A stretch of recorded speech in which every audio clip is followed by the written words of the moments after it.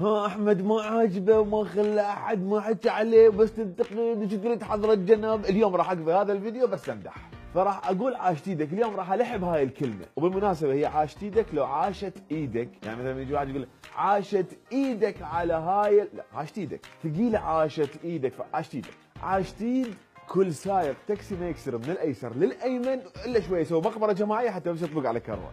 عاشت ايد كل عامل بناء ما يصلي يشرب شاي من الساعه 12 الظهر للحله يكمل شغله مثل البشر.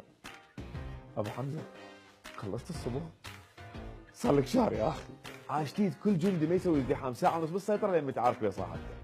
عاشتيد كل واحد اقتنع انه طيور الفلامينغو نادره وما يصير يذبحها ويسويها تشريب وما لها علاقه بالدجاج، الفلامينغو واحد والدجاج واحد، كافي بشرفكم اوفوا الفلامينغو. عاشتيد كل واحد عرضني بالراي بس ما قال لي انت ابن وانت ابن امك يا امك.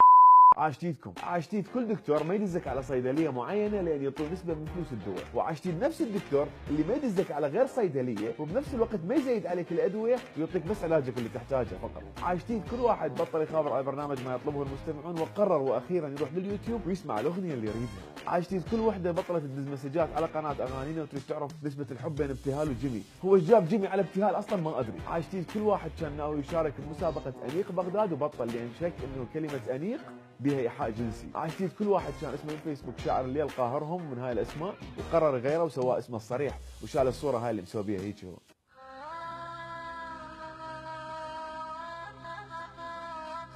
عاشتيد كل واحد من ساعد الناس ما غير يعمل لدى ناشط مدني على الفيسبوك وخلاه عادي طالب. وهناك جديات اريد اقول عاشت ايد كل جندي بالجيش العراقي من اصغر رتبه الى ما قبل اعلى رتبه. عاشت ايد الصغير والكبير بالفقره الذهبيه. شلع بكل التشكيلات الامنيه اقول لهم عاشت ايدكم، وش ما نقول لكم قليل بحقكم. الكل موظف ما ياخذ رشوه نقول له عاشت ايدك. عاشت ايد كل قاضي يحكم بالعدل، الكل معلم يخاف الله بطلابه وما يلزق حتى ياخذ خصوصي. عاشت ايدك.